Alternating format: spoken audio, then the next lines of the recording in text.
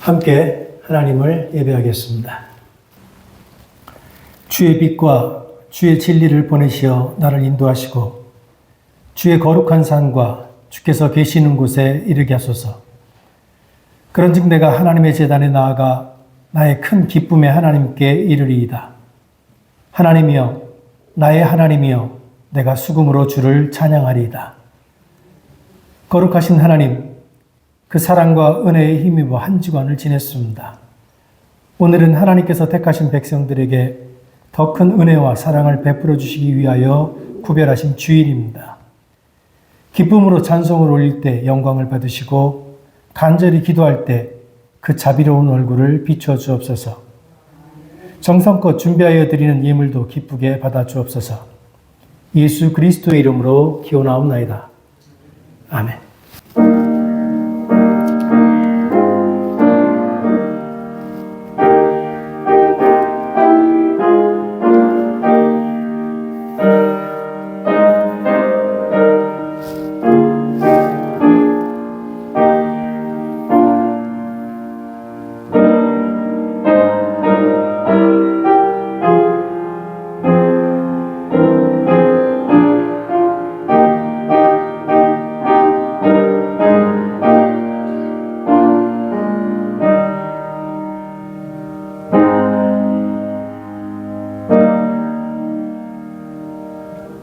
소홍 장로께서 기도하실 때 다 함께 기도하겠습니다.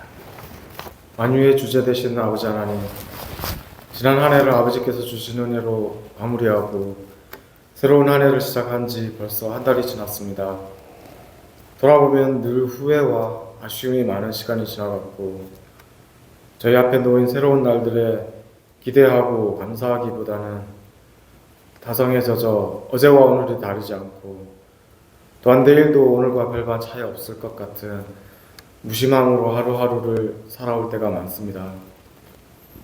아버지께서 허락하신 새로운 한 해의 두 번째 달을 시작하는 이 시간, 저희가 하나님 앞에 나아와 이런 저희의 오래된 모습을 내려놓고 회개하며 주신 새 날들을 살아가기 원합니다. 새 노래로 여호와께 노래하라. 온당이여 여호와께 노래할지어다.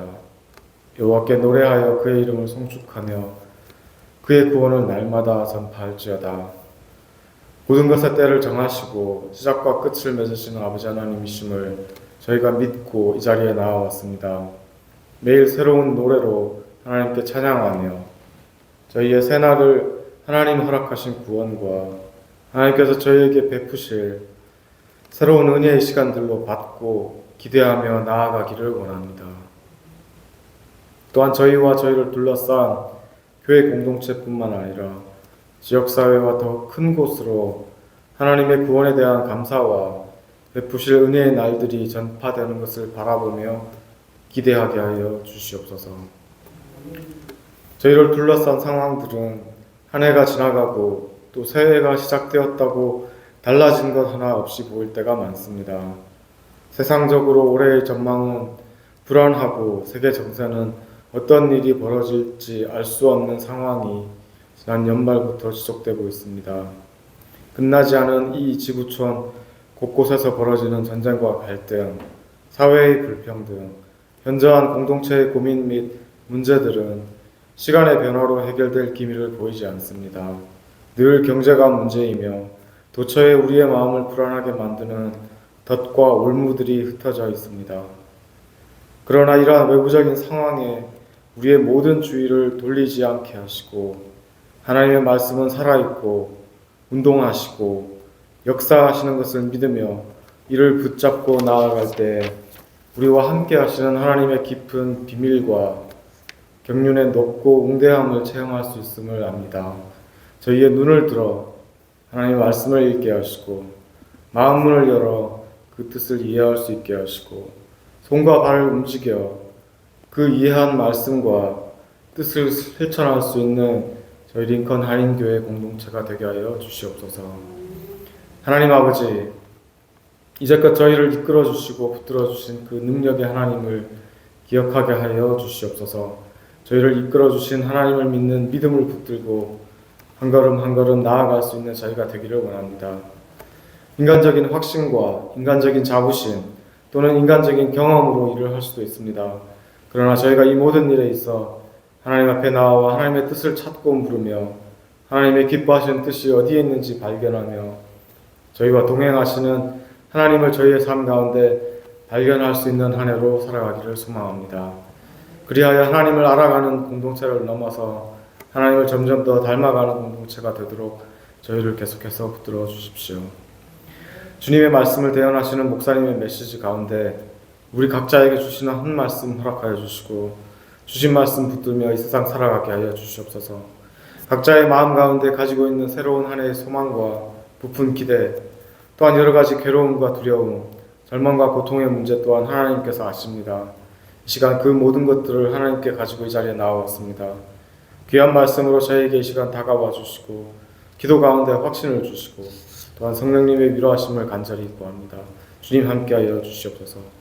이 모든 말씀 우리 주 예수 그리스도 이름으로 기도드립니다. 아멘.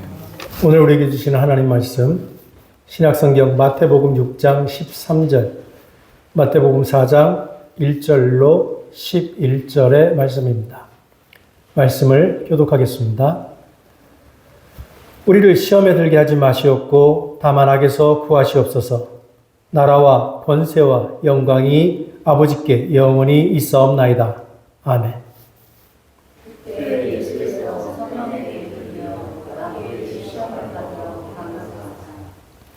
40일을 밤낮으로 금식하신 후에 줄이신지라.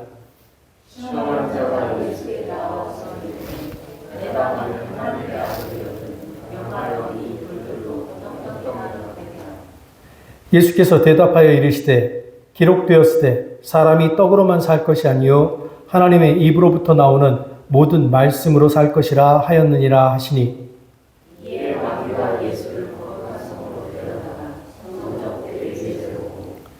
이르되 내가 만일 하나님의 아들이어든 뛰어내리라. 기록되었으되 그가 너를 위하여 그의 사자들을 명하시리니 그들이 손으로 너를 받들어 발이 돌에 부딪히지 않게 하리로다 하였느니라.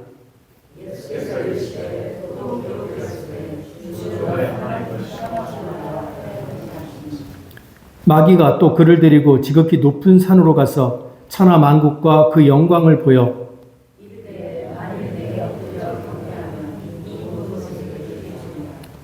이에 예수께서 말씀하시되 사탄아 물러가라. 기록되었으되 주 너의 하나님께 경배하고 다만 그를 섬기라 하였느니라.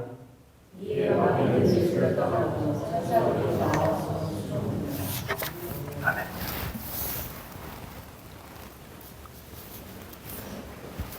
정의라고 하는 건 그 정의가 실현되는 과정조차도 정의로워야 합니다. 왜냐하면 정의는 결말이 아니라 그 결말에 이르는 정직한 발걸음으로 완성되기 때문입니다. 만약 우리가 정의를 세운다는 명분 안에 불법과 폭력을 동원하면 그 불법과 폭력이 동원되는 순간 정의는 스스로 그 가치를 훼손합니다. 만약에 불법과 폭력이 동원된 정의에 의해서 불의가 패배한다면 그 패배한 불의는 억울함이라고 하는 서사로 부활하고 정의를 공의가 아닌 승자의 폭력으로 기억하고 결국엔 복수를 꿈꾸게 됩니다. 여러분 모두가 아시다시피 제가 지난주에 워싱턴 DC에서 열렸던 목회자 수련회에 다녀왔었습니다. 그 수련회에 3분의 강사가 참석했습니다. 그중 한 분이 현재 조지타운 대학교에서 강의를 하고 있는 대학 교수였습니다. 미국 영주권을 소유하고 있었습니다. 저희가 셋째 날 오후 일정에 점심을 먹고 나서 아시안 박물관인가 하는 데서 이건희 컬렉션이 열린다 그래서 그 컬렉션에 가기로 계획을 짰습니다. 그런데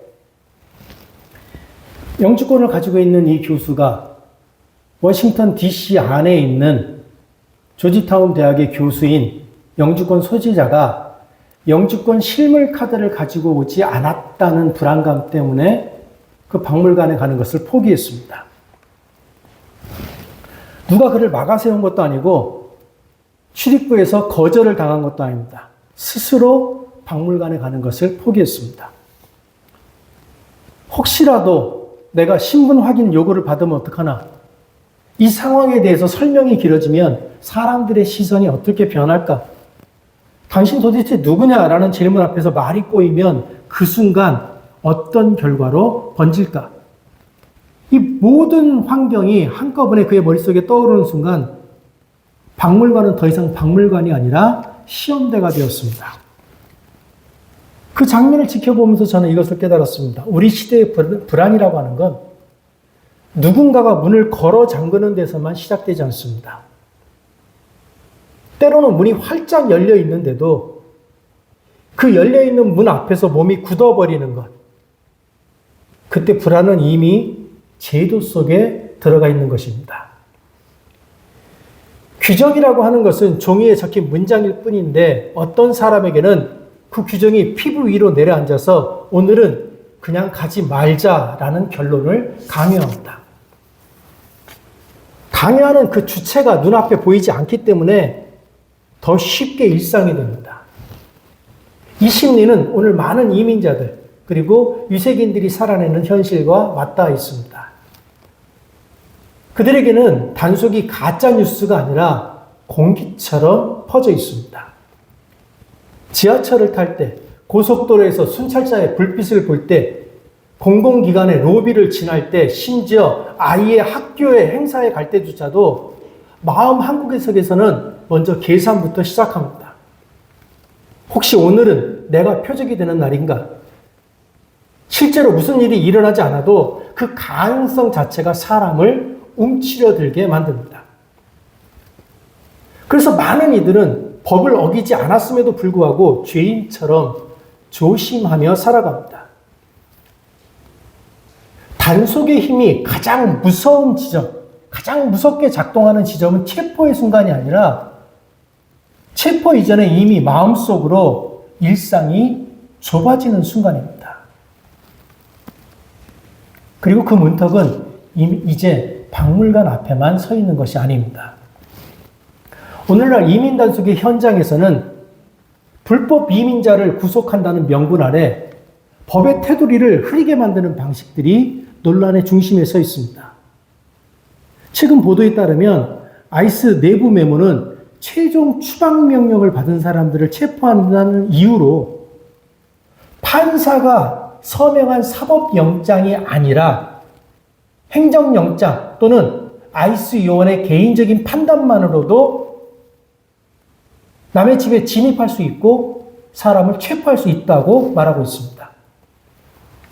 이처럼 아이스가 법을 집행한다는 이름으로 법이 약속한 안정장치가 생략될 때 공동체는 정의를 신뢰하지 못하고 공포를 학습하게 됩니다. 만일 이런 일이 지속적으로 반복되면 법을 지키려 드는 사람들조차도 법을 신뢰가 아니라 회피의 대상으로 여기게 됩니다. 그때부터 저 공동체는 공동선을 세우는 기둥이 아니라 누군가를 겨누는 막대기가 됩니다. 그리고 오늘 내 손에 들려 있다고 믿었던 그 막대기가 언젠가는 다른 사람의 손에 들려져 폭력이 되어서 나를 겨누게 됩니다. 한 사회가 사람을 물리적으로 가두기 전에 먼저 심리적으로 가두는 법을 배워버릴 때 그 사회는 이미 정의로부터 멀어지고 있는 겁니다. 이런 시대 속에서 예수께서 가르치신 마지막 기도, 우리를 다만 악에서 구하옵소서. 이 기도는 개인의 유혹만이 아니라 제도와 언어의 규정을 얼굴로 쓰고 다가오는 악, 정의를 가장한 폭력에서 우리를 건져달라는 교회의 간절한 간구입니다. 오늘 우리는 이 기도를 박물관 앞 문턱 앞에 선 한 사람의 얼굴과 함께 그리고 단속의 이름 아래 흔들리는 수많은 삶의 떨림과 함께 드려야 합니다. 우리는 박물관 열린 문 앞에서 발걸음을 멈춰야 했던 한 지성인의 뒷모습을 보았습니다.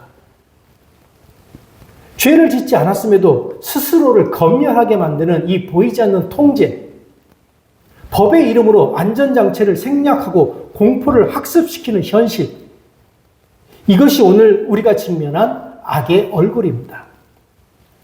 이런 맥락에서 오늘 우리는 오늘의 본문, 예수께서 광야에서 시험받으신 이 사건을 다시 읽어야 합니다. 예수가 광야에서 시험받으신 이 사건은 단순히 개인의 도덕적 수양이나 종교적 인내를 테스트하는 시간이 아니었습니다. 그것은 한 인간으로 하여금 세상을 선하게 하겠다는 거룩한 명분 아래 십자가의 길을 버리고 권력의 방식을 택하게 하려는 고도의 언어적 유혹이었습니다. 이 광야의 시험 사건을 보면 놀랍게도 마귀는 예수의 신성을 부정하지 않았습니다. 오히려 예수의 신성, 예수의 권위를 인정하면서 이렇게 말합니다. 네가 만일 하나님의 아들이거든 이 돌들로 떡덩이가 되게 하라. 이 제안은 마치 굶주린 자를 향한 자비의 언어처럼 들리지만 실상은 복지의 언어를 빌린 지배의 논리였습니다. 떡을 주는 자가 권력을 쥐고 먹는 자는 생존을 위해 침묵하게 만드는 방식. 우리가 공항에서, 관공서에서 혹은 박물관 문턱에서 느끼는 그 굴복의 논리와 맞닿아 있습니다. 마귀의 제안은 내가 너희들의 배를 채워줄 테니 너는 너의 주권과 질문을 내놓아라. 입니다. 오늘날의 마귀도 노골적으로 악을 선동하지 않습니다. 마귀는 오히려 우리에게 공동선, 안정, 질서를 말합니다. 그러나 그 선택에는, 그가 건네는 그 떡에는 치명적인 대가가 붙어 있습니다. 이 떡을 누리되 질문하지 말아라. 성찰하지 말아라. 그저 규정에 순종해라. 이 유혹 앞에서 우리 교회도 역시 함께 흔들립니다. 선을 행한다는 명목 아래 우리는 사람들을 자유롭게 하고 있습니까? 아니면 우리에게 의존하게 만들고 있습니까? 질문이 허용되지 않는 언어, 목소리 없는 순종만 요구하는 구조는 결국 바벨의 언어, 폭력의 언어입니다. 그것은 구원이 아니라 또 다른 형태의 지배일 뿐입니다. 그러나 예수는 그 달콤한 메커니즘을, 그 달콤한 지배의 메커니즘을 사람이 떡으로만 살 것이 아니요 하나님의 입에서 나오는 말씀으로 살 것이라 이 단호한 말씀으로 거절하셨습니다. 사람이 떡으로만 살 것이 아니요 하나님의 입에서 나오는 말씀으로 살 것이라 이 선언은 추상적인 경건의 구호가 아닙니다. 이것은 존재의 방식에 대한 투쟁입니다. 교회의 사명은 단순히 떡을 나누어주는 구세주 컴플렉스에 빠지는 것이 아닙니다. 교회의 사명은 인간을 억압하는 모든 결핍과 공포로부터 자유하게 하는 하나님의 생명을 가리키는 데 있습니다. 마귀는 다시 예수님을 성전으로 데려갑니다. 그 성전 꼭대기는 단순히 높은 곳이 아니라 종교적 권위가 집중되고 모든 이들의 시선이 모이는 신앙의 중심지였습니다. 여기서 마귀는 가장 신앙적인 언어로 예수님을 유혹합니다. 네가 만일 하나님의 아들이거든 뛰어내리라. 천사들이 너를 받들 것이다. 이것은 단순한 물리적 투신이 아닙니다. 진리를 증명의 영역으로 끌어내려 사람들의 감탄과 박수를 통해서 너 스스로의 신성을 확인받으라는 유혹입니다. 즉각적인 감동과 시각적 자극으로 대중들을 장악하라는 권력의 제안입니다. 오늘날 마귀는 그리스도인에게 커다란 죄를 지으라고 말하지 않습니다. 대신에 커다란 감동을 주라고 말합니다. 오늘날 많은 교회들이 예배에 참석한 이들을 감동시키기 위해서 자극적이고 즉각적인 요소들을 예배에 가미합니다. 이런 행위들을 통해서 하나님의 거룩함은 우리가 즉흥적으로 느끼는 느낌으로 취한되고, 설교는 말씀의 선포가 아니라 짧고 강렬한 강연이 되며, 예배는 치밀하게 연출된 공연이 됩니다. 우리는 하나님에 대한 깊은 상상력을 잃어버린 채 하나님을 광고처럼 팔아넘기고 십자가를 상품처럼 포장하고 있습니다.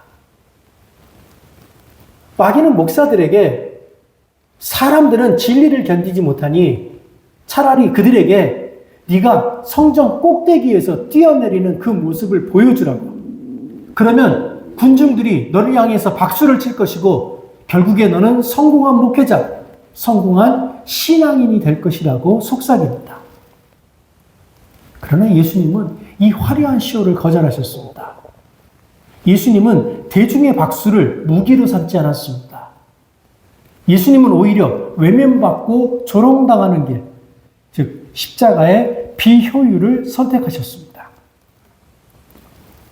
도로테 젤레의 지적처럼 하나님은 우리가 만들어낸 화려한 이미지 속에 갇혀 계신 분이 아닙니다. 하나님은 쇼의 무대가 아니라 고요한 골방에서, 길 잃은 이웃 곁에서, 그리고 아무도 주목하지 않는 피 흘리는 광야에서 일하십니다. 마틴 루터 킹 목사의 말처럼 대중의 박수는 도덕적 용기의 증거가 아닙니다. 가장 위대한 신앙은 아무도 보지 않는 어둠 속에서 홀로 진실을 붙잡는 것입니다. 우리는 사람들에게 감동을 팔아서 보여주는 신앙을 살 것인지, 아니면 사람들이 고통받는 현장에서 십자가를 증언하는 삶을 살 것인지 선택해야 합니다. 감동으로 본질을 덮어버린 쇼가 아니라 십자가 앞에서 떨리는 진실한 고백이 우리 안에서 회복되어야 합니다. 마귀는 우리를, 예수를 높은 산으로 데려갑니다. 그리고 천하 만국과 그 영광을 펼쳐서 보여줍니다. 그리고 제안합니다. 이 모든 것들, 이 모든 주권을 너에게 주겠다. 다만 나에게 절해라. 이 시험은 저속한 야망의 문제가 아닙니다. 마귀는 전 세계를 구원하라는 예수의 선한 목적을 자극합니다. 네가 단 한 번만 나에게 절하면 전 세계의 전쟁이 멈추고 전 세계의 빈곤이 해결되고 모든 입술이 예수를 부르게 만들 수 있다는 최고의 효율성을 제안하는 겁니다. 십자가라는 고통스러운 우회로를 버리고 권력이라고 하는 고속도로를 택하라는 유혹입니다. 오늘날 이 시험은 교회를 향해서 가장 강력하게 작동합니다. 많은 교회가 예수의 이름으로 세상을 장악하자, 그리스도인도 정치적 힘을 가져야 복음을 수호할 수 있다고 외치고 있습니다. 2026년 우리는 정치적 신념이 신앙을 압도하고 복음이 특정 전당의 노선에 갇히고 교회가 국가의 거래를 통해서 영향력을 유지하려고 하는 시대를 살고 있습니다.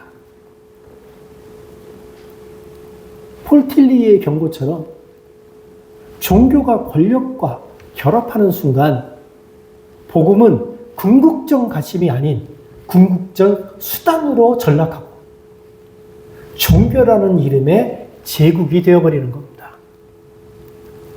우리는 좋은 일을 하겠다는 명분으로 강한 자의 논리와 지배의 언어를 빌려서 마귀 앞에 무릎 꿇고 있지는 않습니까? 그 마귀 앞에서 예수님은 단호하게 외쳤습니다. 사탄아, 물러가라. 오직 주 너의 하나님께 경배하고 다만 그를 섬기라. 여기서 섬김은 종교적 행위를 말하는 게 아닙니다. 여기서 섬김은 권력의 포기를 말하는 겁니다. 비효율적이고 비인기적이고 때로는 무력해 보일지라도 오직 하나님의 방식인 십자가를 끝까지 붙드는 존재의 방식입니다. 예수님은 세상을 바꾸기 위해 로마의 칼을 들지 않았습니다. 오히려 예수님은 제국의 논리를 넘어서는 십자가라는 전혀 다른 길을 통해서 세상의 중심을 바꾸셨습니다. 누가 이 세상에 평화를 이룰 수 있습니까? 권력을 무기로 사용하는 자들은 결코 세상에 평화를 가져올 수 없습니다. 하나님 나라는 십자가를 거절한 권력의 거래나 지배의 논리로 만들어지지 않습니다. 하나님 나라는 오직 낮은 곳으로 흐르는 순종, 이름 없는 섬김, 그리고 진실한 사랑을 통해서만 이룩할 수 있습니다. 우리를 다만 악에서 구하옵소서. 이 기도는 단순히 개인적인 불운이나 유혹을 피하게 해달라는 안일한 청원이 아닙니다. 이 기도는 우리로 하여금 주님의 방식을 포기하게 만드는 세상의 모든 유혹으로부터 우리를 지켜달라는 절박한 간구이자 주님이 걸으신 그 십자가의 길을 끝까지 따르겠다라고 하는 저항의 선언입니다. 이 기도는 우리가 떡으로 길들여지지 않으며 감정을 진리로 포장하지 않고 권력을 통해서 스스로 하나님이 되려는 유혹에 빠지지 않게 해달라는 우리 한 사람 한 사람의 간절한 통곡입니다. 이 기도는 보이지 않는 악의 손길이 우리 공동체와 교회의 문을 넘으려고 할 때 오직 하나님의 사랑이라는 가장 미련한 방식으로 맞서게 해달라는 고백입니다. 이 기도는 스스로 힘이 없음을 아는 약한 자들의 기도입니다. 이 기도는 총, 칼, 그리고 자보로는 결코 세상을 바꿀 수 없음을 깨달은 자들이 증오에 맞서 사랑을, 폭력에 맞서 용서를 선택하며 드리는 신앙의 정수입니다. 그러므로 오늘 우리 교회는 화려한 시효의 무대를 거절해야 합니다. 시대의 논리가 우리를 향해 미련하다고 조롱할지라도 복음을 권력과 거래하지 않고 십자가 곁에 머물러야 합니다. 예수님은 우리가 세상의 방식에 대해 죽고 하나님의 생명으로 살라고 우리를 부르십니다. 우리는 교회가 그리고 우리 한 사람 한 사람이 권력자의 영광을 훔쳐보는 추종자가 되지 않기를 기도해야 합니다. 우리는 세상에서 길을 잃어버린 자들에게 몸을 굽히는 어머니가 되기를 기도해야 합니다.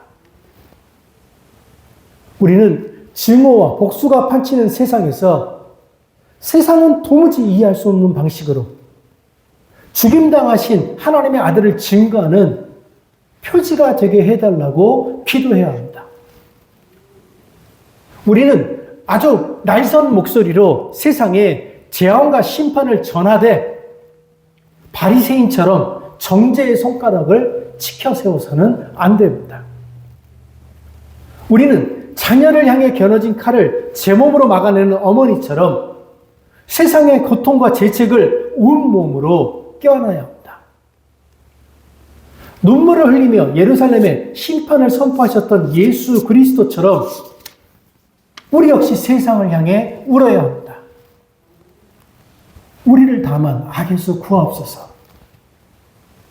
이 기도는 우리를 마귀의 손아귀에서 건져달라는 탄식이자 세상의 길을 따르지 않겠다는 가장 강력한 저항입니다.